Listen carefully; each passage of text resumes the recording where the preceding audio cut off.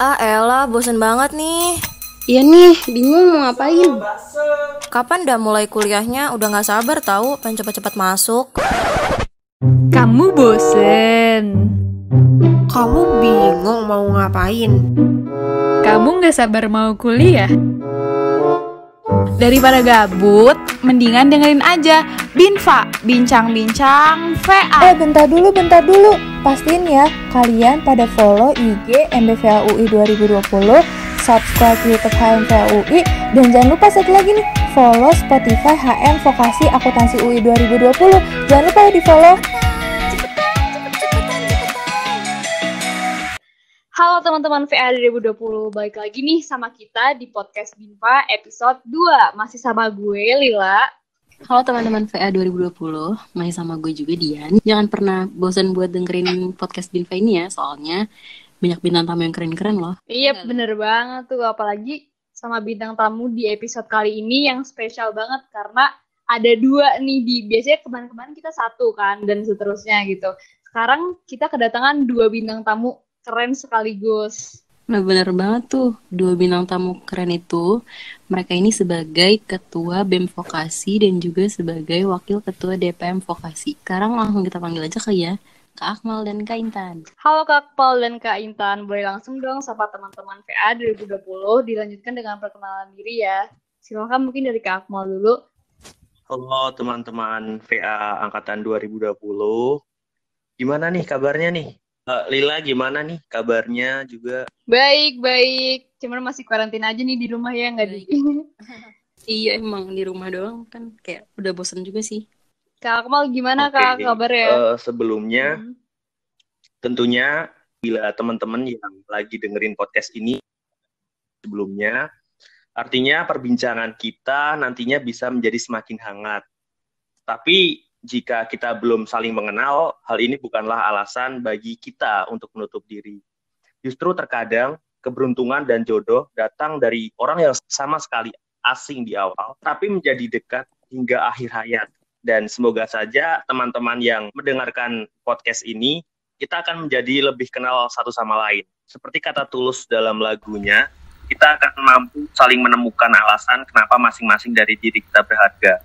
Jadi kenalin, gue Akmal dari Akuntansi 18, di sini sebagai Ketua BEM Vokasi UI 2020. Salam kenal semuanya. Salam kenal juga Kak Akmal. Oke, boleh lanjut ke Kak Intan. Oke, makasih ya sebelumnya udah ngundang kami berdua nih di podcast VA 2020. Oke, halo mahasiswa Vokasi Akuntansi 2020. Selamat ya atas perjuangan kalian. Akhirnya kalian bisa nih mencapai impian kalian untuk masuk ke universitas serta jurusan yang kalian inginkan. Perkenalkan, nama gue Intan Ronanda dari Akuntansi 2018. Sekarang gue ngejabat sebagai Wakil Ketua DPM Vokasi UI 2020. Nah, asal daerah gue Sawalunto, Sumatera Barat. Kesibukan saat ini masih seputar dengan kegiatan organisasi, baik itu DPM Vokasi maupun organisasi di daerah, baik itu rapat maupun menyusun program kerja untuk paruh kedua. Salam kenal semuanya. Salam kenal juga buat Kak Intan. Kabarnya gimana nih kakak selama kuarantin ini, ada kegiatan atau kerjaan apa aja tuh Kak? Sebenarnya semenjak corona ini malah semakin sibuk juga karena saat ini gue selain jadi ketua BEM juga megang 2 startup juga sebagai UI UX di Taman Siswa, dan juga barusan banget kita ngajuin ide bisnis startup ke UI Incubate yang mana kita udah lolos untuk tahap pemberkasan, tinggal nanti kita pitching. Jadi bener-bener lagi full banget, dan alhamdulillah masih bisa nyempetin juga buat kita saling menyapa di bincang-bincang VA ini. Dan tentunya kesibukan utamanya sih juga event-event di BEM gitu, karena kan event-event di BEM itu berubah total, yang tadinya kita basisnya tatap muka sekarang harus berbasis daring gitu. Wah, sibuk banget ya Akmal kayaknya. Oke, kalau gue sih kesibukan gue masih seputar organisasi, masih untuk ngejalanin paruh kedua DPM sih. Untuk yang lain cuman organisasi daerah, tapi lebih ngutamain DPM Vokasi pastinya. Oh, wah. Nggak kaget sih ya, kayak pasti produktif nih kalau anak-anak BEM sama DPM gitu terutama. Kalau aku mah ya ngapain ya, paling kayak tidur gitu kan, mumpung lagi liburan. Iya, Rebahan ya. rebahan. Karena kan kayak quarantine juga nggak bisa kemana-mana gitu kan, kayak ya udah gitu. Tapi sebenarnya itu kayak motivasi sih kalau di luar sana orang-orang yang meskipun di pandemi kayak gini, terutama seperti Kak Intan dan Kak Akmal tuh tetap berkegiatan yang nggak di. Iya, benar banget. Oke, ke pertanyaan pertama nih. Kak Akmal ini kan sebagai ketua BEM Vokasi ya, dan Kak Intan ini sebagai wakil ketua 1 DPM Vokasi. Nah, sebelum kita kulik-kulik nih Kak, dan bicara lebih jauh lagi, boleh nggak Kak jelasin ke teman-teman VA 2020, BEM dan DPM ini apa sih secara singkat gitu Kak, dan tugas dan fungsi itu apa gitu? Secara definisi dulu ya. Secara definisi, BEM memang adalah lembaga kemahasiswaan yang berada di tingkat universitas atau fakultas gitu. Dan di sini gue menjabat sebagai ketua BEM Vokasi, yang artinya kita setingkat dengan BEM di tingkat fakultas. Tapi ada fakta menarik nih. Pernahkah kita bertanya-tanya apakah yang ada di benak kita masing-masing tentang BEM? Mungkin gue coba tes dulu ya ke Lila atau ke Dian. Jadi satu kata yang terbesit dengan kata BEM itu apa? Coba Lila sama Dian. Dian dulu deh. Apa ya? Satu kata ya? Iya, tinggi deh. Maksudnya kayak organisasi yang tinggi yang kayak dibangga-banggain, tapi kayak orang-orang tuh mengidam-idamkan untuk masuk di organisasi ini gitu sih. Kalau aku sih satu katanya aktif sih Kak. Gimana BEM ini menjadi sebuah wadah gitu kan untuk menampung aspirasi teman-teman, apalagi jiwa-jiwa mahasiswa gitu kan, dan nggak cuman ngebahas topik-topik relevan yang di lingkungan sekitar kita, juga mikirin tentang isu-isu di luar kampus kita juga gitu. Aku gitu sih Kak yang ada di otak aku. Tapi pandangan dari gua, kadang teman-teman kita juga memandang BEM sering sifatnya negatif gitu. Hal ini bisa saja terjadi gitu karena BEM masih sering dianggap sebagai lembaga yang istilahnya masih konservatif gitu. Konservatif itu kata dasarnya adalah konservasi, yang artinya melindungi budaya-budaya tua, kolot, dan kuno gitu. Nah, lawan kata konservatif ini adalah progresif. Salah satu alasan kenapa BEM harus progresif adalah karena memang everything has changed gitu. Dunia dengan segala perubahannya yang sangat pesat menuntut banyak hal untuk mampu seimbang dalam pada era disrupsi, inovasi menjadi suatu keharusan yang mana kita harus melakukannya agar kita dapat mempertahankan eksistensi dan pencapaian. Dan itulah kenapa BEM harus berinovasi. Pasti ada teman-teman yang mendengar, oh BEM pasti kaitannya dengan demo. Oh BEM pasti kaitannya dengan aksi, pasti dengan hal-hal negatif lain. Nah, jadi BEM itu tidak hanya sekedar tentang demo, aksi, atau yang lainnya, tapi tentang bagaimana sebuah organisasi menyelesaikan masalah-masalah yang ada dalam masyarakat. Banyak sekali orang yang berharap akan hadirnya organisasi mahasiswa yang benar-benar berbeda gitu, yang menjadi sumber penyelesaian masalah bukan sumber masalah. Dan itu adalah prinsip yang harus BEM lakukan agar tujuan-tujuan dari BEM dapat tercapai. Nah, secara garis besar adalah BEM itu merupakan wadah aktualisasi bagi mahasiswa yang mana disitulah teman-teman bisa berinovasi, teman-teman bisa mengaktualisasikan ide-idenya menjadi sebuah implementasi karya yang nyata tanpa harus takut salah, tanpa harus takut dijudge. Nah, itu adalah kurang lebih definisi BEM gitu. Wah, keren banget sih. Kayak definisinya itu singkat, padat, dan jelas, tapi kayak bermakna banget ya nggak sih, Bi? Iya, benar banget. Oke, boleh lanjut ke Kak Intan, Kak, mengenai DPM nih. Gimana sih, apa yang membedakan DPM dengan BEM gitu? Oke. Definisi secara umum aja ya. DPM itu kepanjangannya Dewan Perwakilan Mahasiswa nih. DPM Program Vokasi UI adalah lembaga kemahasiswaan tertinggi di dalam IKM Program Vokasi UI. IKM ini adalah Ikatan Keluarga Mahasiswa. DPM Program Vokasi UI menjalankan fungsi legislatif, yudikatif, dan pengawasan, serta juga memegang fungsi anggaran dan audit keuangannya. Anggota DPM Program Vokasi UI diresmikan oleh DPM Program Vokasi UI periode 1 tahun sebelumnya. Oke. Keren banget ya, Lila. Iya, berarti emang ini sih kayak duo famous organisasi gitu ya di perkuliahan dan perkampusan gitu tuh emang famousnya BEM dan DPM gitu loh. Oke, lanjut Ci. Nah, Kan Kak Intan dan Kak Akmal ini kan sebagai Ketua BEM dan Wakil Ketua DPM nih. Aku mau nanya dulu dong Kak, kenapa sih mau mencalonkan diri nih buat jadi Ketua BEM dan Wakil Ketua DPM? Kenapa nggak organisasi yang lain atau jadi bagian dari apanya gitu? Gua adalah salah satu orang yang percaya bahwa kontribusi itu tidak mengenal besar atau kecilnya sesuatu, tapi dari niat, dari hati, yang mana ketika kalian udah niat untuk membuat suatu perubahan, maka sebesar apapun hambatannya, pasti kalian akan lewati gitu. Jadi itulah yang mendasari gua untuk menjadi ketua BEM Vokasi UI, yang mana ini memang suatu pilihan yang tidak mudah juga karena menjadi BEM adalah istilahnya menjadi pengatur dalam sebuah fakultas ataupun universitas gitu. Nah, gua akan sangat merasa berdosa ketika gua mengetahui hal-hal yang bisa membuat perubahan, tapi gua tidak mengimplementasikannya. Jadi alasan gue supaya gue bisa membantu teman-teman di sekitar gue dan juga membantu mewujudkan mimpi-mimpi mereka ya adalah sekecil gua maju sebagai ketua BEM. Dan ketika gua bisa menjadi ketua BEM, maka dari situ gue bisa menjadi lebih dekat lagi bersama teman-teman kita yang ada di vokasi dan juga ketika mereka punya mimpi yang besar untuk vokasi, gue menjadi bisa membantu dia untuk mewujudkan hal itu. Begitu. Lanjut, Oke, Kak. lanjut ya. Ya, langsung aja. Alasan jadi wakil ketua DPM, yang pertama, awal kuliah gue magang di DPM. Terus berkelanjutan gue ditunjuk sebagai wakil ketua komisi kelembagaan di DPM. Setelah gue jalani di DPM 1,5 tahun berkecimpung di dalam sana, kayaknya sayang nih 1,5 tahun gue sia-siain ketika gue nggak bisa berkontribusi untuk DPM yang lebih tinggi gitu. Dan gue juga disaranin untuk ya udah ntar kontribusi deh gitu. Kenapa sih lu mencoba DPM untuk 1,5 tahun tapi lu nggak berkontribusi lebih lagi setelah 1,5 tahun itu gitu. Setelah gue pikir-pikir dan gue merasa apakah gue sanggup nggak ya gitu.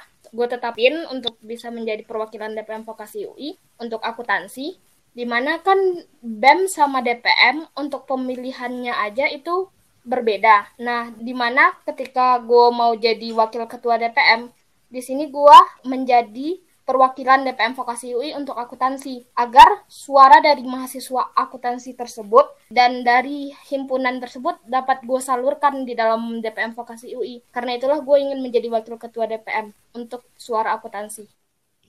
Oh, wah, keren banget sih. Menurut aku, alasan-alasan yang tadi diceritakan sama Kak Akmal dan Kak Insan itu bisa menjadi motivasi gitu loh. Mungkin ada sekiranya teman-teman PA 2020 tuh jadi kebayang gitu, kepikiran gitu. Wah, inspiratif banget ya alasannya dan emang jadi memotivasi mereka untuk tertarik ikut keanggotaan BEM dan DPM gitu nanti.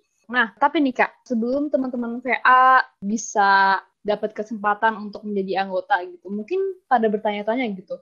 Ini kan bukan organisasi yang main-main tentu saja ya, BEM dan DPM. Nah, apa sih Kak tantangan yang pernah Kak Akmal dan Kak Intan laluin yang menurut Kak Akmal dan Kak Intan tuh wajib banget mahasiswa PA 2020 tuh tahu gitu loh sebelum masuk gitu.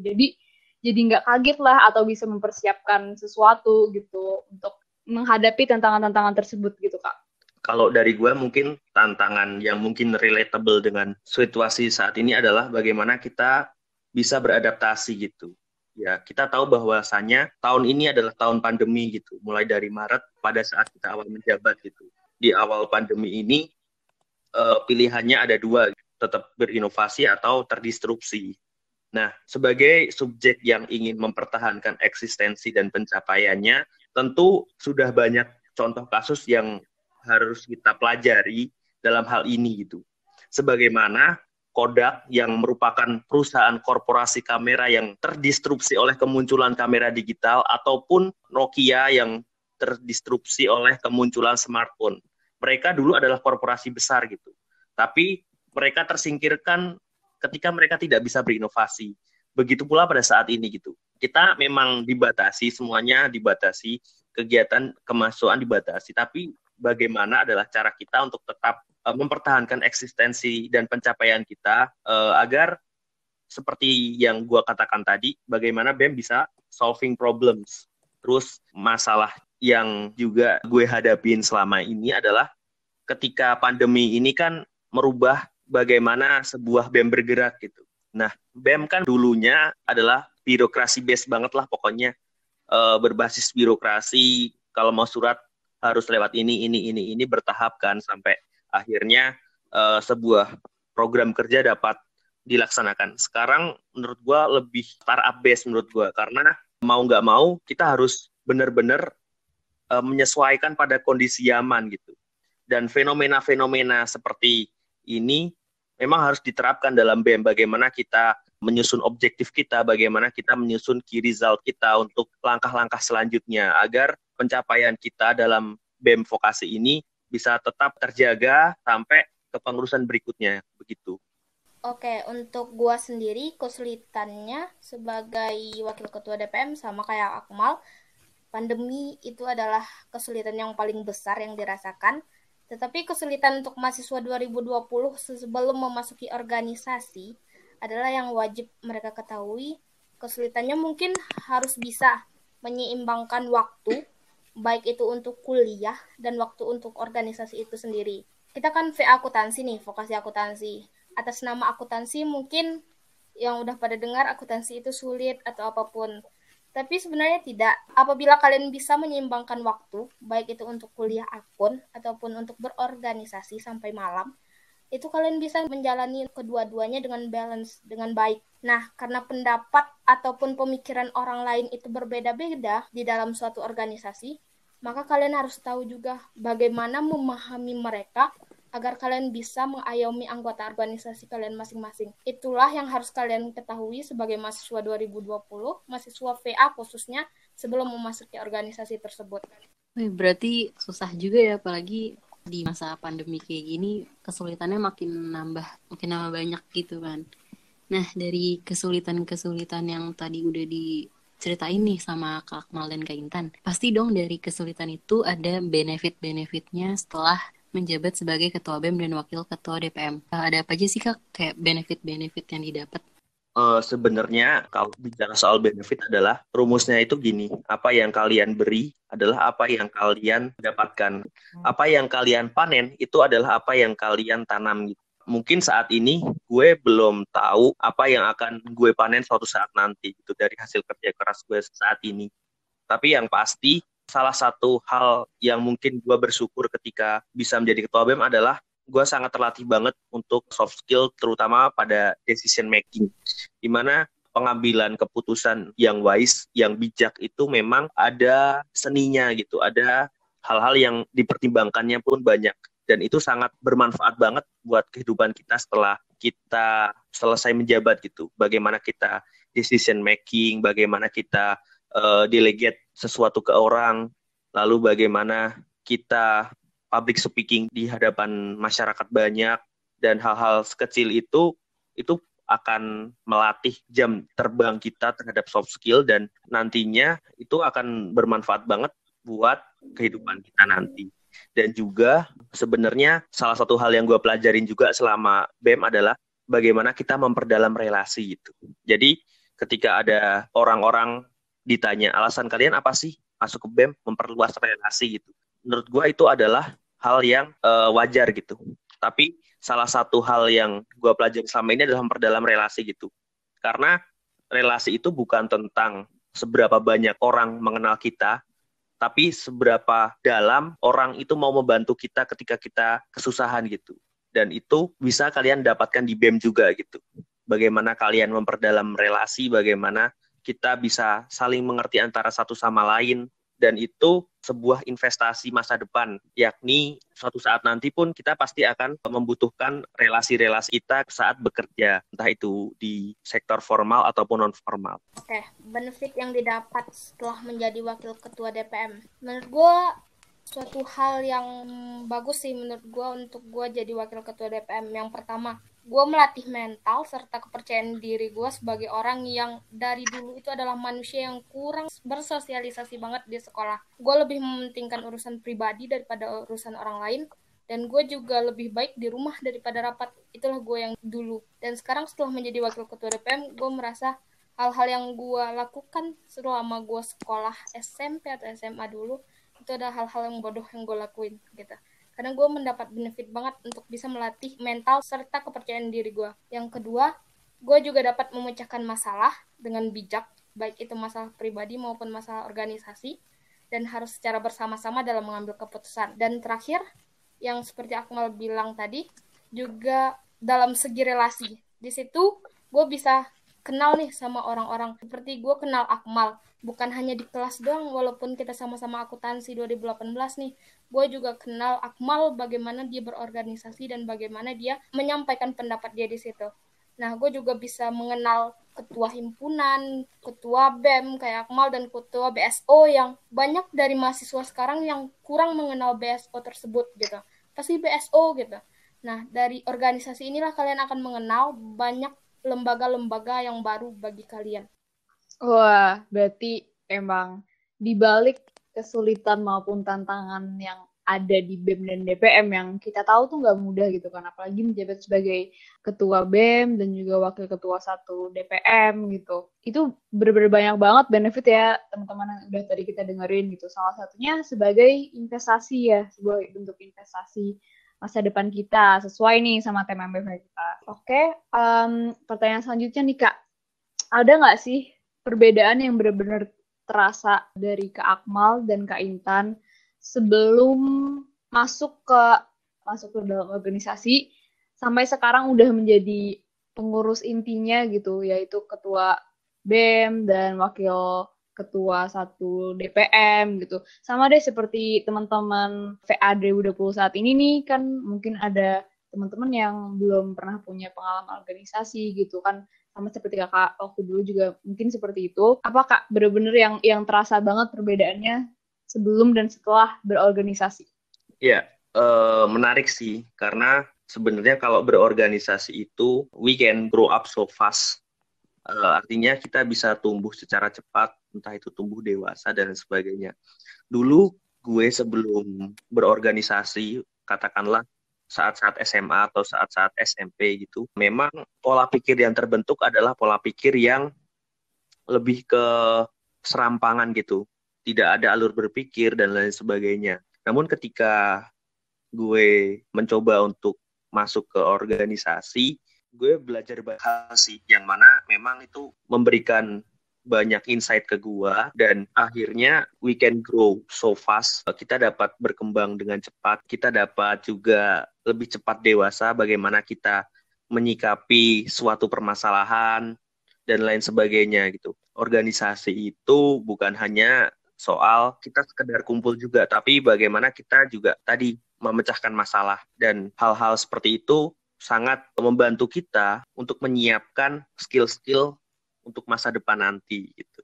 Dan mungkin Intan juga tahu kalau dulu kan memang sebelum menjadi ketua BEM, gue juga bukan pengurus BEM, dan mungkin Intan juga tahu kalau dulu Akmal bandel gitu. Akmal ini. Akmal jarang masuk kelas, tapi setelah menjadi ketua BEM, ya gimana Tan? Gue juga nggak tahu Tan penilaian lo pada gue. Lebih banyak bolos ya malah. Waduh. Banyak dispen. Iya, lebih banyak bolos dengan surat izin sih sebenarnya sekarang. Enggak sih. AFK-nya lebih gampang Tan, tinggal matiin laptop. Waduh. Enggak sih, tapi di luar itu memang itu adalah sebuah resiko gitu. Kita berorganisasi adalah kita melipat gandakan tenaga kita untuk dua hal. Yang pertama adalah untuk akademik kita, yang kedua adalah untuk organisasi kita. Dan dalam satu waktu kita harus mengalihkan tenaga kita, bukan membagi ya, mengkalikan. Kalau membagikan berarti ada prioritas dan non prioritas gitu. Tapi bagaimana kita bisa mengkalikan itu loh, tenaga kita untuk dua hal gitu. Makanya ini kayaknya bumi harus menjauh deh dari matahari biar rotasinya bisa satu hari itu 72 jam gitu biar enak. Sebelum lanjut, pastiin dulu kalian udah follow Instagram @cafemeetstalks, @liputankerja, @akseleran_id, dan @yukampus_id. Buruan follow ya, dan dapatkan info-info menarik. Oke, bagi gue sendiri, perbedaan sebelum dan setelah menjabat wakil ketua DPM nih sama kayak yang dibahas sebelumnya. Kayak gue mengalami pendewasaan diri, gue harus membagi mana yang harus didahulukan, mana yang harus nanti untuk dilakukan. Yang dahulunya jarang bersosialisasi, sekarang harus bisa untuk bersosialisasi. Yang dahulunya lebih egois, keras kepala, dan lebih mendahulukan pendapat pribadi, sekarang kita harus bisa untuk mendengarkan pendapat orang lain. Dan sekarang sudah banyak belajar untuk bisa merubah itu. Karena dengan menjalankan organisasi dan dengan jabatan yang sekarang kita dapati, kita harus bisa berubah untuk bisa melakukan hal itu secara bersama-sama, bukan secara individual lagi. Berarti beda banget ya sebelum berorganisasi sama sesudah berorganisasi. Kalau sebelum berorganisasi kan kayak ya udah cuma kuliah-kuliah aja tanpa mengembangkan soft skill lainnya. Kan kalau udah dilihat dari Kak Akmal dan Kak Intan ini kan kelihatan banget nih perbedaannya sama mahasiswa biasa yang cuma habis kuliah langsung pulang gitu. Nah, kan Kak Akmal dan Kak Intan ini kan bukan dari daerah Jakarta nih, kayak Kak Akmal ini dari Purworejo dan Kak Intan ini dari Sumatera. Gimana sih Kak rasanya kuliah jauh dari tempat tinggal dengan budaya yang berbeda? Nah, pasti ada beberapa anggota BEM dan DPM yang dari daerah lain juga kan? Nah, dengan begitu, apakah mempengaruhi komunikasi antar anggotanya? Mungkin dari segi personalitinya gitu. Jujur, ketika dulu gue bisa menjadi bagian dari mahasiswa UI, memang sangat dulu pernah homesick juga, dulu pernah gue bakal ketemu sama orang-orang yang high class dan lain sebagainya gitu kan. Tapi ternyata jujur dari gue pribadi sih, orang-orang di Jakarta itu lebih menghormati passion kita gitu. Maksud gue punya satu pepatah gitu, kalau passion kalian tidak dihargai orang lain, bukan sepenuhnya salah kalian gitu, tapi mungkin kalian salah tempat. Dan saat ini tuh gue kayak merasa gue jadi curhat nih. Nggak apa Kak.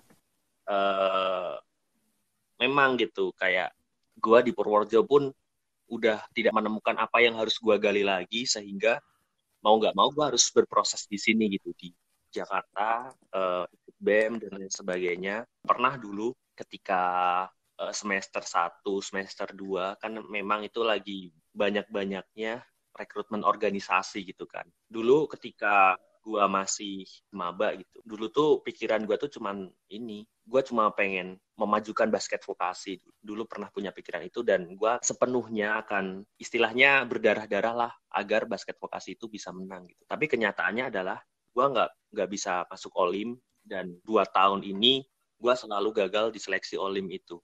Jadi nggak bisa main Olim. Tapi di satu sisi gue pun melihat banyak peluang gitu, karena berkontribusi itu tidak hanya soal tempat gitu. Tidak hanya soal tentang apa yang kamu lakukan dalam satu hal, tapi dalam manifestasinya dalam berbagai hal gitu. Tak terkecuali di BEM ini gitu, karena pun di BEM ini akhirnya banyak orang yang membuka pintu lebih dalam lagi untuk gua masuk, untuk gua bisa membagikan ide gitu. Jadi memang awalnya gue nggak ada kepikiran buat masuk BEM gitu. Gue mau kuliah, abis kuliah gue mau basket, gue mau menangin vokasi di Olim UI gitu.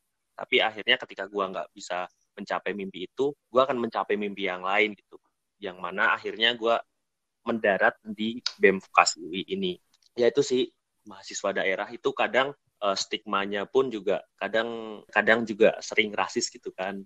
Orang-orang ke kita itu kayak dimedok-medokin suaranya itu. Sebenarnya nggak masalah, cuman ya agak risih aja gitu. Tapi ya so far nggak masalah sih kalau bagi gue. Cuman kalau melihat pola komunikasi yang sekarang udah bisa beradaptasi sih dengan semua budaya yang ada di Jakarta ini. Karena kan di Jakarta ini kan pertemuan budaya-budaya yang ada di Nusantara gitu kan. Jadi semua budaya tercampur di sini, dari Sumatera, dari Jawa, Papua, dan lain sebagainya. Dan harus beradaptasi dengan dunia yang ada di Jakarta ini agar kita tetap bisa bertahan gitu. Itu sih. Bener banget, itu lingkungan dan budaya yang benar-benar berbeda bagi anak-anak rantau ya, kalau bisa dibilang. Karena awal-awal masuk di UI, homesick, nangis bulan, 2 bulan gitu. Terus berpikir, gimana ya gue bisa beradaptasi sama orang-orang di Pulau Jawa, khususnya Jakarta gitu.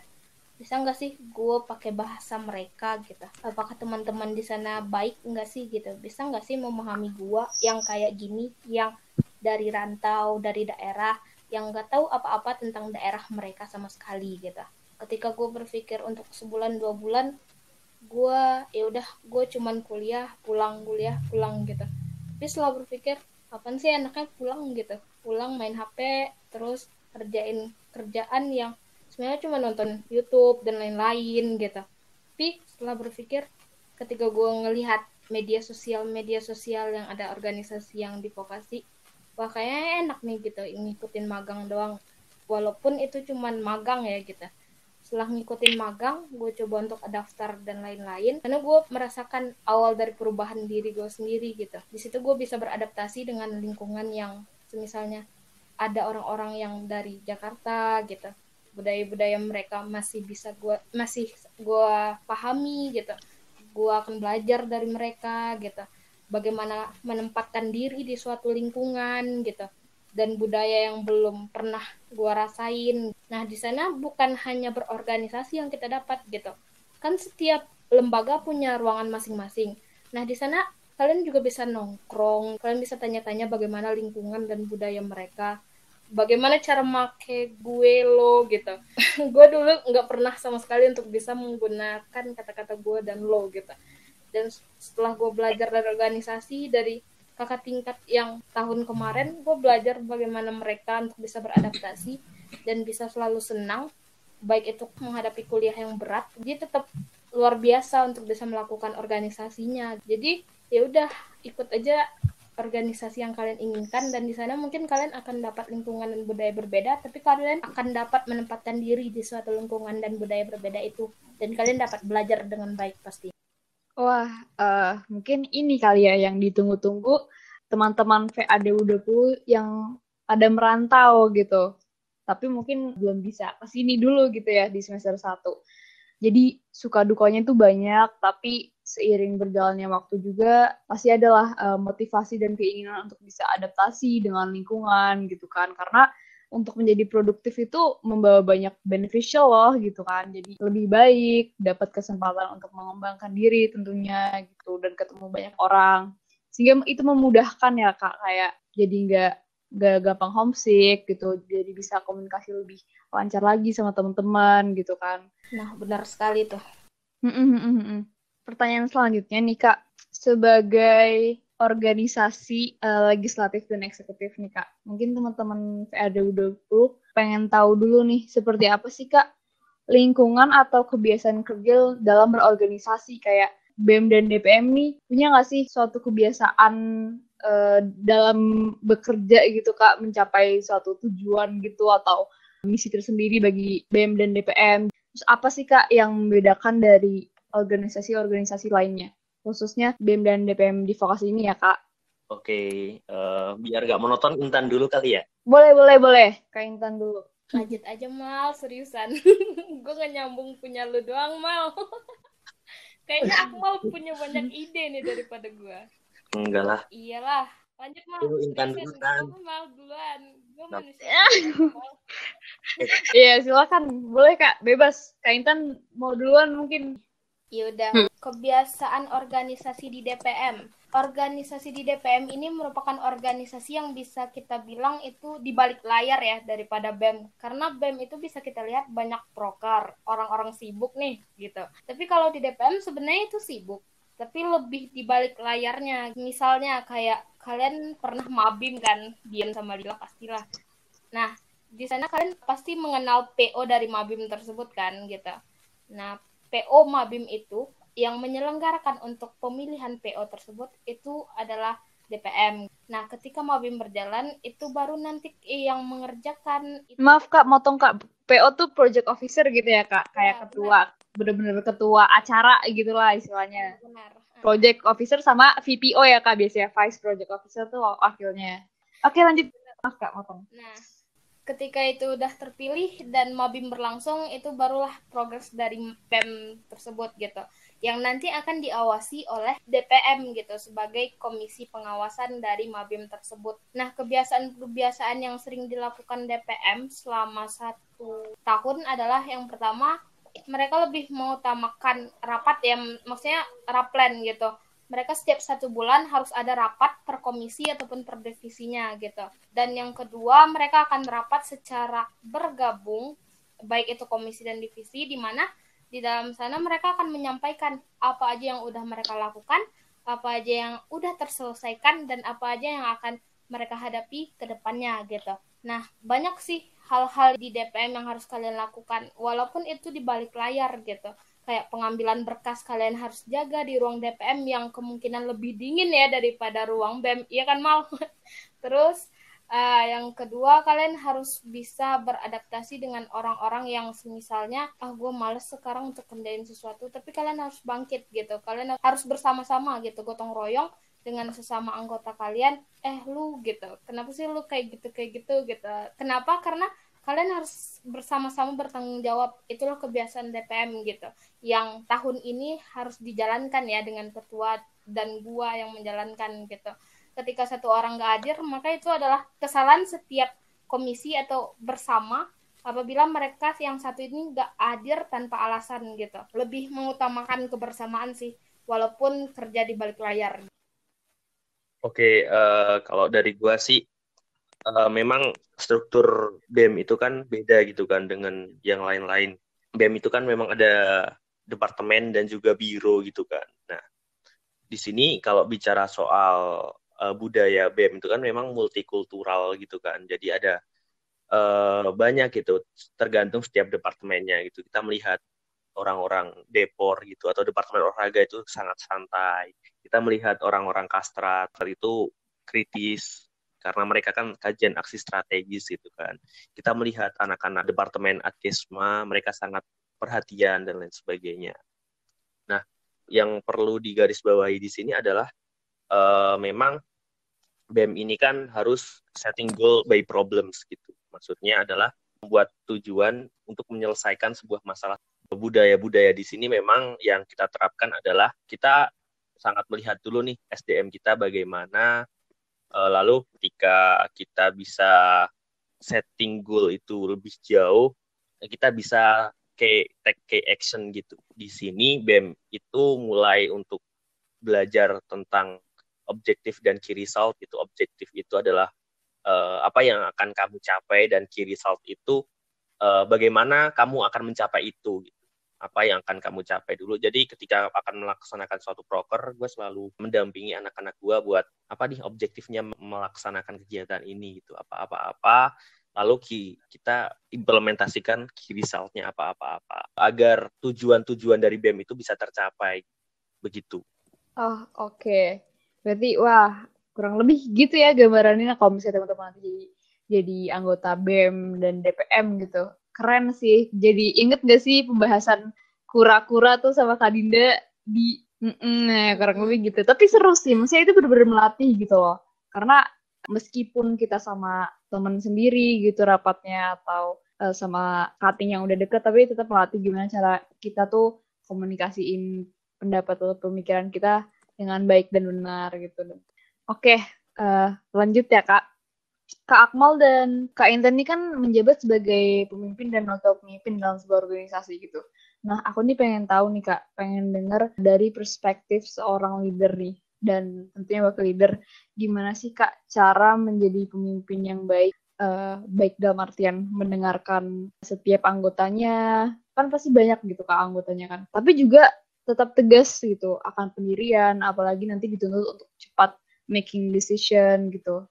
Itu gimana sih Kak gambaran sosok leadership yang tepat gitu dari perspektif leadernya sendiri nih gitu, Kak Akmal dan Wakil Ketua Kak Intan?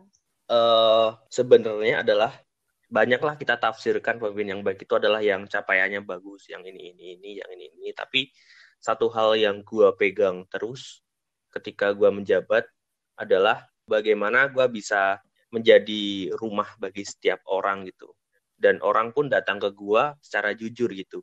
Entah itu dalam senang, sedih, menangis, tertawa, bahagia, dan lain sebagainya gitu. Karena menjadi pemimpin itu bukan hanya soal masa jabatan.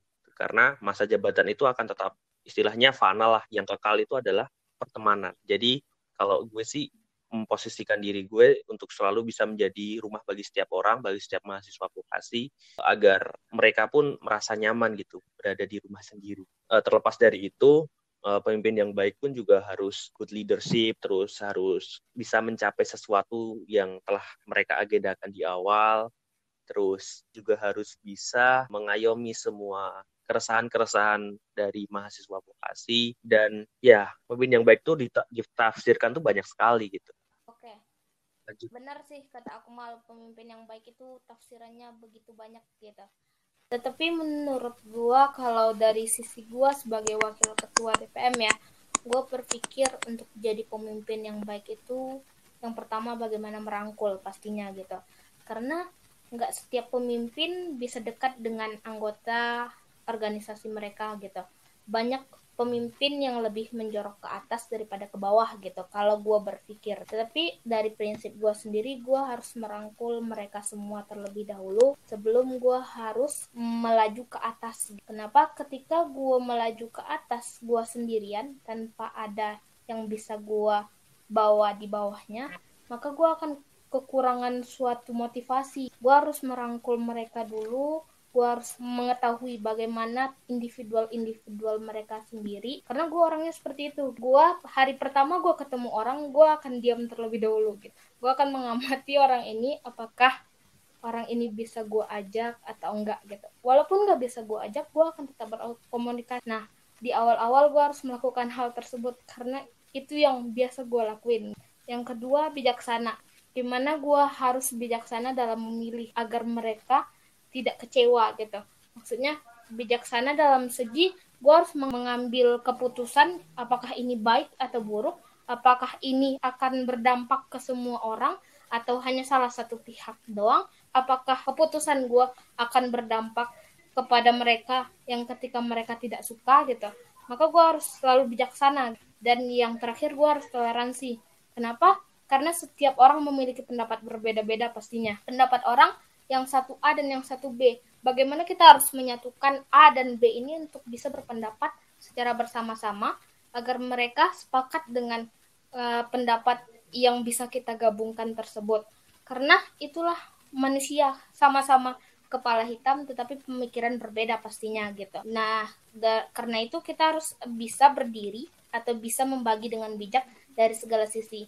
Dimana kita harus sisi ini apakah yang harus kita lakukan, sisi sana apa yang harus kita lakukan, seperti komisi ataupun divisi. Bener banget yang dibilang sama Kak Akmal dan Kak Intan. Walaupun mereka ini udah jadi leader dan wakil leader, mereka ini tetap ngerangkul dan mengayomi semua teman-teman atau yang ingin berkomunikasi atau cerita langsung sama mereka. Ini langsung pertanyaan selanjutnya aja kali ya Kak. Kan di BEM Vokasi dan DPM Vokasi ini kan anggotanya tuh terdiri dari berbagai jurusan kan, yang berbeda-beda. Dan pastinya juga jadwal kuliahnya juga beda-beda nih. Kayak misalnya ada yang pulangnya malam, atau bahkan di hari itu lagi nggak ada jadwal kuliah. Terus gimana sih Kak cara mengatur waktu? Misalnya kayak ada masalah yang harus diselesaikan secepatnya atau sekedar rapat biasa gitu. Iya, bicara soal kuliah kan memang ekosistem yang berbeda dari sebuah sekolah gitu kan. Di kuliah jauh lebih bebas gitu daripada orang di sekolah. Di sekolah terikat dengan berbagai macam kode etik dan lain sebagainya. Kuliah jauh lebih leluasa gitu. Tapi kita punya beda-beda jadwal dan beda-beda prioritas itu memang wajar gitu. Tapi satu hal sih, di mana kita bisa jujur dengan diri kita sendiri gitu. Ketika diri kita memang tidak mampu untuk menyelesaikan suatu tugas atau menyelesaikan suatu hal-hal yang harus dikerjakan, kita bisa kok delegasikan. Kita harus jujur terhadap diri kita sendiri. Kalau sibuk, ya bilang aja sibuk gitu. Kalau memang tidak sibuk, ya harus memaksimalkan tugas tersebut gitu. Selain itu juga memang kan harus empowering gitu kan. BEM harus empowering suatu orang agar orang tersebut bisa upgrade lah skills-nya, update juga levelnya. Langsung Kak Intan. Oke. Dijawab. Awal mula prosedur yang harus gue lakukan di DPM, gue buka aja nih. Pasti kita memiliki beda-beda jadwal nih. Awalnya gue akan meminta jadwal kuliah di setiap anggota atau komisi divisi tersebut. Nah, di situ gue tahu apakah anak ini akan kuliah atau anak ini free gitu. Ataupun mereka akan ada suatu hal yang akan mereka lakukan gitu. Nah, ketika mereka harus memilih antara dua kepentingan yang berbeda, benar kata Akmal, itu jujur terhadap diri sendiri. Kenapa? Karena awal dari mereka masuk kan jadwal kuliah mereka kita minta gitu. Ketika mereka nggak bisa, mereka dengan alasan gue kuliah kak, gue lebih ngutamain kuliah. Iya oke gitu.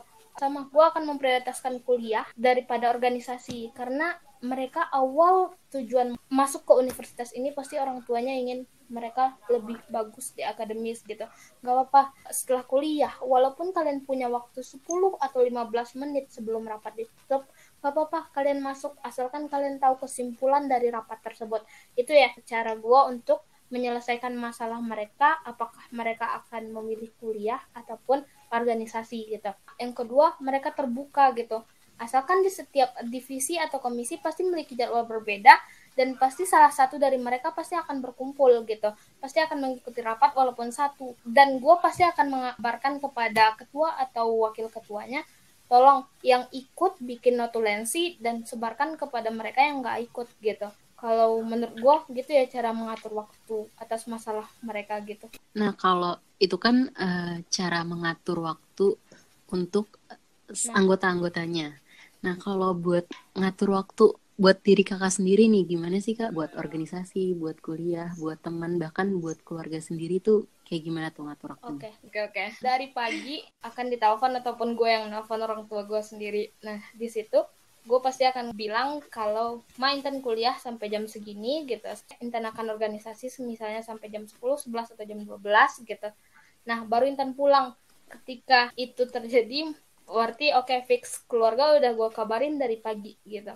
Nah, kuliah, ketika hal mendesak organisasi datang di chat gue, inten lu perlu ini, datang ke ruangan sekarang gitu. Gue akan memprioritaskan apabila ini pelajaran yang menurut gue harus penting gue dapat ketika gue kuliah, gue akan mengatakan, karena gue masih wakil ketua, masih ada yang di atas gue, berarti ketua kan. Gue nggak bisa sekarang, gue masih ada kuliah, dan kuliah ini nggak bisa gue tinggalin, atau mungkin dosennya nggak ngasih izin gue keluar gitu. Karena di atas gue masih ada, coba lu tanya ke ketua deh gitu. Ketua bisa atau enggak. Kalau semisalnya enggak bisa, ya udah berarti gua sama ketua nggak bisa sekarang, tolong dijadwalin di jam yang semestinya emang untuk organisasi menurut gua gitu kan. Nah, ketika emang harus berhadapan dengan organisasi, memilih lebih organisasi, ya udah berarti gue harus meminta tolong kepada teman gue di sebelah untuk tolong catat apapun not ataupun kesimpulan ataupun materi yang penting untuk hari ini. Nah, ketika malam pun tiba setelah kuliah selesai organisasi. Nah, disitulah waktu gue ketika organisasi itu hanya berbincang-bincang. Nah, di situ gue bisa menyelipkan untuk mengerjakan tugas ataupun mengerjakan praktikum-praktikum yang belum selesai gue kerjain sewaktu kuliah gitu. Di situ bisa kalian sambilkan gitu. Karena ketika rapat non formal nggak harus ada gue, maka gue bisa memprioritaskan untuk mengerjakan tugas. Ketika gue harus ada dan ketua harus ada, maka gue harus mendengarkan terlebih dahulu sampai jadwal organisasi itu selesai gitu. Misalnya jam 12 itu selesai, gue harus prioritaskan untuk mengerjakan tugas kuliah. Walaupun itu sampai jam 3 atau jam 4 subuh gitu. Dan kalian harus nunggu subuh baru bisa tidur sebentar gitu. Kalau menurut gue, gitu ya cara mengatur waktu gue. Sebelum lanjut, pastiin dulu kalian udah follow Instagram @cafemeetstalks, @liputankerja, @akseleran_id, dan @yukampus_id. Buruan follow ya, dan dapatkan info-info menarik. Kalau dari gue sih sama kayak yang gue katakan tadi, bahwa berorganisasi itu adalah sebuah preferensi gitu, itu adalah sebuah pilihan bagi kalian. Karena ketika kita berorganisasi, otomatis tenaga kita dikali 2, yang mana selain kita harus memprioritaskan kita sebagai mahasiswa untuk belajar, tapi juga bagaimana kita melatih diri kita lebih jauh lagi dalam sebuah organisasi. Nah, disitulah kalian memanage waktu kalian. Ya, dengan organisasi inilah kalian mencoba belajar manajemen waktu. Misal ketika dalam situasi, kondisi di mana kayak Intan tadi banyak rapat dan juga ada banyak kelas juga. Artinya di situ kalian pun harus mencoba bagaimana kalian mengatur prioritas gitu. Intinya di situ, prioritas. prioritas kalian untuk apa, dan sebesar mana impact-nya gitu. Misal nih ketika suatu hal gitu, gue harus rapat, tapi di satu sisi lagi gue harus kelas. Ketika rapat, gue bisa memberikan impact yang lebih gede. Tapi ketika kelas, gue cuma jadi pendengar doang gitu. Ya, gue lebih memilih untuk mengikuti rapat. Misalnya gitu kan. Tapi ketika gue kelas, ada kuis, dan rapat itu bisa dipimpin oleh wakil gue, ya gue harus memprioritaskan kelas gue gitu. Sesederhana itu sebenarnya time management. Sekarang itu banyak sekali tools manajemen waktu yang mungkin banyak membantu manusia gitu. Teknologi. Gue sendiri lebih suka mengatur time management gue pakai Google Calendar gitu. Ketika ada orang pengen meeting sama gue selalu bilang ke temen gue buat ya udah agendain dulu di Google Calendar gitu. Apakah tabrakan jadwalnya? Kalau tabrakan coba reschedule lagi. Baru kalau sampai benar-benar itu kosong, baru gue bisa menemui lu. Gitu. Karena ketika kita multitasking itu kadang hal yang gak gue suka adalah gue lagi berhadapan sama orang nih, tapi pikiran gue nggak sama orang itu gitu. Pikiran gue di luar sana lagi mikirin yang lain gitu. Kadang gak enaknya gitu. Kita sebagai manusia punya waktu yang terbatas. Artinya kita punya waktu 24 jam. Seberapa impactful kalian, ya bagaimana kalian bisa mengatur waktu itu menjadi waktu yang produktif gitu. Produktif untuk kuliah, produktif untuk organisasi, produktif untuk bagaimana kalian membangun usaha, ide bisnis startup, dan lain sebagainya. Bagaimana kalian bisa lebih progresif lagi dalam bagaimana kalian berkontribusi dalam masyarakat, bisa dalam pengabdian masyarakat, bisa aksi, bisa demo, dan lain sebagainya gitu. Oke, berarti jadi sebenarnya emang time management ini kayak sederhana, tapi penting banget sih. Dan mungkin kedua cara yang berbeda itu dari Kak Intan sama Kak Akmal gitu kan. Kalau Kak Intan emang udah terstruktur, punya rutinitas, dan emang udah punya planning lah kalau misalnya nanti kayak gini tuh bakal ngapain gitu. Dan Kak Akmal dengan Google Calendar-nya gitu. Itu memang penting sih teman-teman, dan jadikan setiap waktu kalian ini dalam berkuliah itu seproduktif mungkin. Nah, melalui apa? Melalui ikut organisasi gitu. Organisasi apapun ya, baik kepanitiaan juga maupun BEM atau DPM, himpunan gitu. Nah, oke. Kan gini ya Kak, pasti BEM dan DPM gitu, khususnya untuk anggota-anggota yang berorganisasi, itu udah identik harus memiliki atau bisa mengembangkan kemampuan critical thinking-nya gitu Kak. Nah, itu emang sudah sebagaimana sepatutnya mahasiswa itu harus berlatih untuk berpikir kritis. Nah, aku mau tanya nih Kak, gimana sih cara membiasakan diri kita untuk bisa berpikir kritis gitu? Apalagi ketika nanti berorganisasi, menemukan suatu masalah, gimana kita dituntut untuk berpikir dengan kritis, namun tetap bijak dalam menyuarakan pendapat kita tersebut, dan tentunya bijak juga dalam mengambil tindakan. Oke, salah satu pandangan gue adalah seorang mahasiswa adalah aktor intelektual. Artinya sudah sepatutnya mahasiswa itu bergerak by data, by fakta yang terjadi dan lain sebagainya gitu. Dan sudah sepatutnya juga kita mahasiswa itu istilahnya memperjuangkanlah hal-hal yang tidak benar menjadi benar gitu. Kalau di UKM UI, gue nggak hafal sih pembukaan UUD KM UI gitu kan. Mahasiswa itu adalah orang yang punyai kebenaran, punya keteguhan hati untuk melihat kebenaran gitu. Nah, di situ tuh udah tercermin gitu kalau mahasiswa itu harus punya kewajiban moral untuk menegakkan kebenaran dan keadilan. Karena satu-satunya orang yang merdeka dari garis politik manapun, merdeka dari basis politik manapun, merdeka dari segala kepentingan adalah mahasiswa. Kita udah ada dalam fase tertinggi dalam sebuah idealitas pribadi gitu. Nah, jadi mahasiswa itu selain punya basis pengetahuan sendiri, dia juga terbebas dari segala spektrum politik manapun gitu. Artinya kita bisa membenarkan apa yang ternyata pemerintah itu salah gitu di situ gitu. Banyak sekali sebenarnya isu-isu di mana pemerintah itu terlalu begini, terlalu begitu gitu. Kita bisa lihat banget nih di aksi-aksi yang dilaksanakan BEM Vokasi UI yang beraliansi dengan masyarakat ataupun BEM UI. Akhir-akhir ini kita melihat bahwasanya negara itu masih sangat tidak akomodatif terhadap rakyatnya sendiri gitu. Di sini seperti pengesahan Omnibus Law, pengesahan RUU KPK di tahun kemarin, terus lalu ada pengesahan RUU Minerba, itu adalah bukti bahwa negara tidak benar-benar cinta pada rakyatnya. Omnibus Law itu sangat berbahaya. Berbahaya bagi kaum-kaum pekerja, bagi buruh-buruh. Terus ada juga RUU KPK yang justru di sini adalah melemahkan posisi KPK gitu. Karena KPK diapit oleh Dewan Pengawas dan sebagainya. Nah, disitulah kalian bisa belajar gitu. Melihat dari isu-isu nasional, isu-isu dalam kampus sendiri seperti kenaikan BOP dan lain sebagainya, kebebasan berpendapat dan lain sebagainya. Nah, kalian tuh harus aware gitu dengan bagaimana kita berpikir kritis yang dituangkan dalam sebuah kajian. Dan ketika kajian itu ditolak, maka kajian itu menjadi landasan kita untuk aksi. Jadi aksi itu bukan semata-mata kita mau anarkis, mau ricuh dan lain sebagainya, enggak. Karena negara sudah cukup buruk dalam memfasilitasi kita sebagai warga negara gitu. Kita sebagai mahasiswa yang aktor intelektual harus bisa menyuarakan itu lewat kajian, lewat bagaimana kita berorasi di pemerintah, bagaimana kita bisa negosiasi hal-hal tersebut dengan pemerintah gitu. Kita harus belajar dari sini gitu, belajar dari sekecil isu-isu itu, lalu kita coba kerangkakan dalam sebuah kerangka berpikir, dan dari situ itu akan mengasah analytical thinking maupun critical thinking kita. Kalau dari gua gitu sih.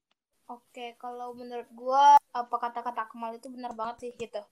Gimana cara mengembangkan diri nih untuk berpikir kritis dan juga menganalisa apakah informasi yang kalian dapat atau berita yang kalian dapat objektif kah, agar kalian dapat membuat penilaian yang rasional gitu dari informasi tersebut. Mahasiswa harus terbiasa pastinya dengan mengambil keputusan, karena apapun yang akan kalian hadapi, apapun yang akan kalian kerjakan, pasti itu suatu keputusan yang harus kalian ambil. Apakah gue akan memilih belajar ataupun bermain, apakah gue harus memilih organisasi atau lebih baik pulang gitu.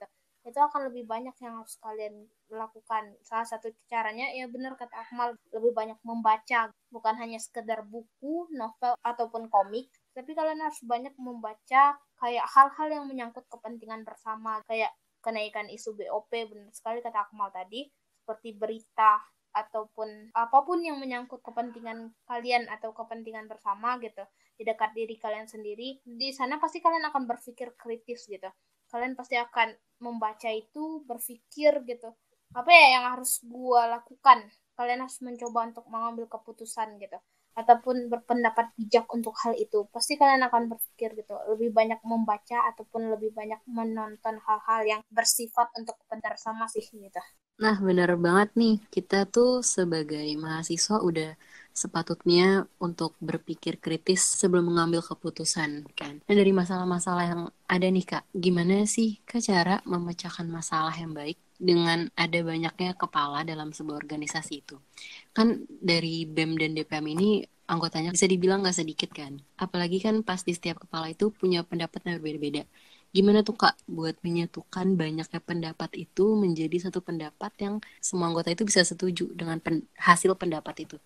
Balik lagi, memang kan kita mengidentifikasi suatu pendapat itu kan ya kita pilih pendapat yang terbaik gitu dalam suatu pengambilan keputusan. Nah, bagaimana kita bisa menyatukan pendapat-pendapat itu adalah bagaimana kita membuat suatu hal itu menjadi hal yang minim resiko tapi dapat menghasilkan output yang baik. Nah, itu kita harus melihat dari situ gitu. Kita melihat apakah pendapatnya si A ini ternyata resikonya besar gitu, walaupun output yang akan kita nantikan kan besar, tapi itu nggak realistis gitu. Seperti tadi kayak analytical thinking atau critical thinking gitu, kita belajar di situ juga gitu. Oh, ini ternyata pendapatnya bagus, tapi nggak realistis aja gitu. Tadi juga kayak kita juga bisa pakai objektif atau key result juga, kayak apakah pendapat ini measurable gitu, dapat terukur, atau cuman pendapat-pendapat yang nggak bisa direalisasikan. Hal-hal seperti itu pun kita akan belajar banget ketika ada di organisasi. Yang pertama mungkin menurut gua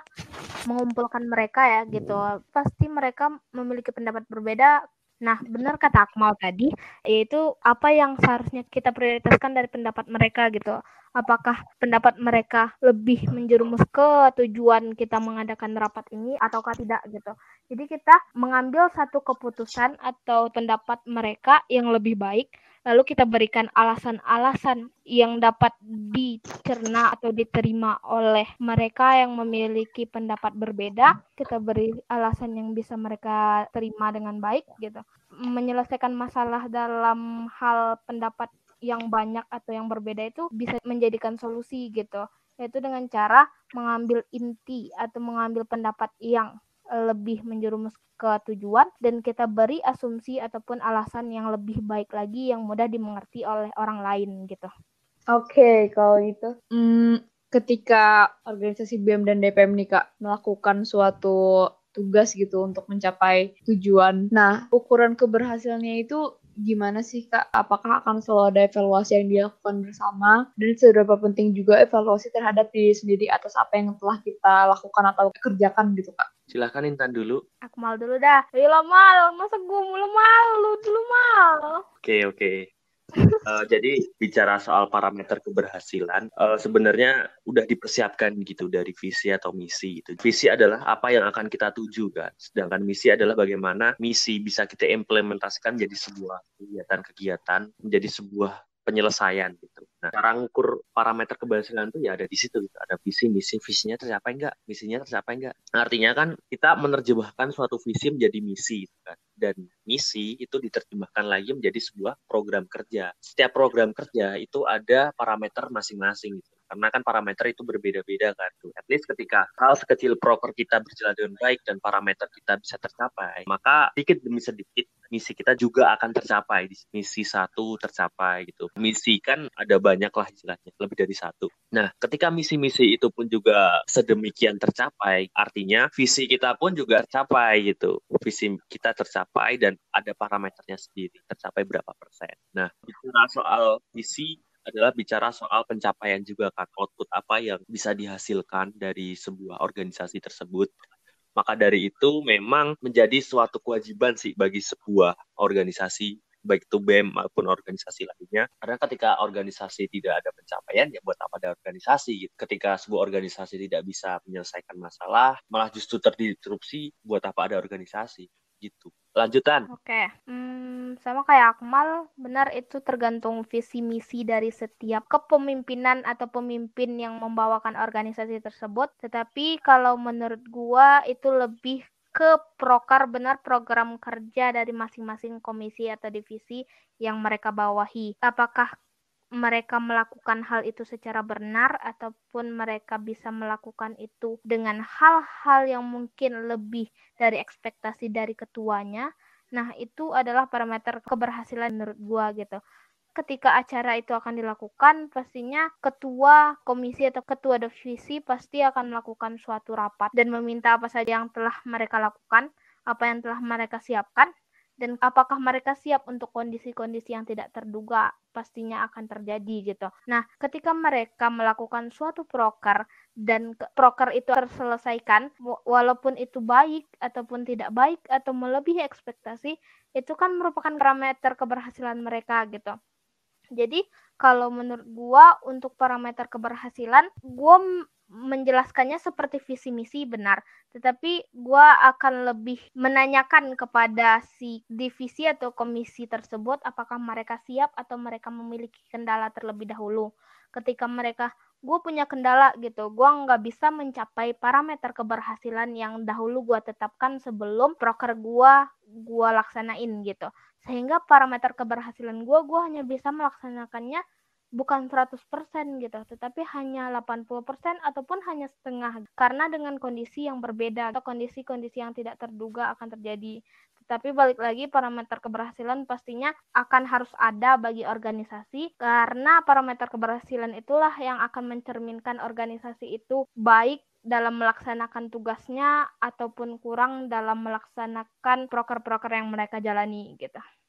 Wah, keren banget ya. Langsung ke pertanyaan terakhir aja kali ya ini. Ada nggak sih Kak moto hidup atau kayak kata-kata mungkin yang berpengaruh banget nih dalam hidup Kakak sampai keren kayak gini? Gua atau Akmal nih, maaf. Intan dulu deh. Gue mungkin untuk moto hidup dengan beberapa kata kayaknya nggak ada ya, cuman ada quotes gitu kayaknya. Cuman ini yang gue pegang dari awal kuliah gitu. Selalu berusaha walaupun susah, selalu bahagia walaupun pahit, selalu tersenyum dan bersyukur dimanapun itu, karena usaha tidak akan mengkhianati hasil gitu. Apapun keadaan yang akan kalian hadapi, jangan pernah menyerah. Gua capek gitu, gua males gua nggak bisa melakukan hal itu. Tapi jangan bilang seperti itu gitu. Berusaha dahulu. Apabila kalian mengalami kesusahan, pasti ada orang-orang di samping kalian yang akan menyupport ataupun akan memberikan sebuah kata-kata ataupun sebuah jawaban untuk hal-hal yang kalian bilang susah gitu. Apabila orang bisa, kenapa kita tidak gitu? Karena kita terlahir dengan hal-hal yang sama. Kita memiliki tubuh yang mungkin ada dengan lengkap, kita bisa berusaha sebaik orang lain ataupun lebih baik dari orang lain gitu. Wih, mantap banget Kak. Keren. Oke, Kak Akmal boleh lanjut Kak. Abis gua moto, kalian juga ngungkapin apa yang membuat kalian semangat untuk tetap hidup gitu. Weh, Sabi tuh mal. Abis gua nanti Lila, abis itu nanti Dian. Oke. Kalau dari gue sih mungkin ini sih, a measure of person, a hero is who will the success of being who they are gitu. Artinya apa tuh Kak? Seseorang yang terukur itu adalah bagaimana dia bisa menjadi dirinya sendiri. Kita bisa punya role model kayak Jokowi ataupun Sandiaga Uno atau lain sebagainya gitu. Tapi kita tidak bisa mencontek orang lain gitu dalam hidup kita sendiri. Kita adalah kreator dalam hidup kita sendiri.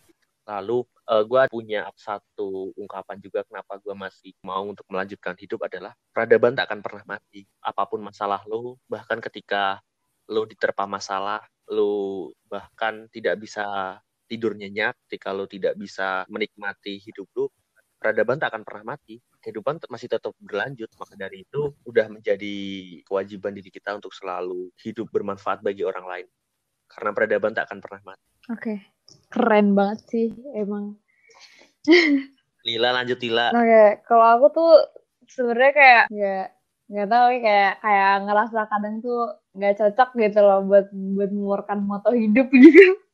Cuma aku coba sih Kak, maksudnya yang menurut aku tuh kayak inspiring banget gitu. Jadi yang aku pegang tuh ada 2 gitu. Yang satu tuh don't try to be perfect, just do your best. Itu tuh menurut aku bener banget, karena bahkan bukan kemampuan kita sih yang dalam konteks perfectnya ini, tapi kayak plan kita, kemauan kita gitu yang kayak kita anggap tuh itu perfect gitu loh, ternyata tidak berjalan dengan sesuai ekspektasi kita gitu. Tapi asal ya udah apapun itu dan gimana pun kita terbentuknya, kita tetap harus do our best gitu, melakukan apa yang terbaik lah buat kita gitu. Terus ada yang satu lagi itu, success is how high you bounce when you hit bottom gitu. Jadi aku percaya kalau orang-orang sukses itu mau latar belakangnya kayak gimana pun, pasti dia tuh pernah merasakan pahitnya gitu dan susahnya gitu. Dan kita mungkin lihat dari hasil akhir doang, tapi kita nggak pernah tahu gitu gimana sangat berjuang untuk meraih kesuksesan yang bisa dia nikmatin. Dan kerennya adalah orang-orang sukses tuh pasti nggak pernah merasa dirinya sukses gitu. Artinya kayak tetap berusaha, tetap produktif terus gitu. Bahkan orang sukses tuh biasanya tuh kayak kalau udah yang kasta atas banget tuh biasanya jadi filantropis gitu kan. Dia akhirnya bikin sesuatu yang udah nggak bikin profit gitu, karena yang udah dia kejar buat bikin profit itu udah sukses gitu loh. Kayak dia napas aja bisa dapat duit gitu loh, karena itu sesuatu yang dia bangun atas kerja keras dia. Berinovasi aja tuh udah susah banget kan, gimana lagi itu untuk kayak mewujudkan inovasi yang dia punya gitu. Nah biasanya tuh orang-orang kayak gitu tuh yang udah di atas banget tetap kayak humble gitu, karena mereka udah pernah gitu, udah hit the bottom gitu maksudnya. Gitu sih yang inspiring aku sih. Jadi keren banget Gila. Keren banget. Lebih daripada kita ya Mal, asik. HMVA. Cocok banget tuh jadi ketua HMVA nih 2021. Aduh. Udah langsung ketemu nih kayaknya. Banget kan. Delete. Langsung jangan sampai ada yang denger lagi. Ayo langsung Dian langsung. Edi. Apa ya, sebenarnya ini bukan moto hidup sih, tapi kayak reminder yang selalu aku baca mungkin ya.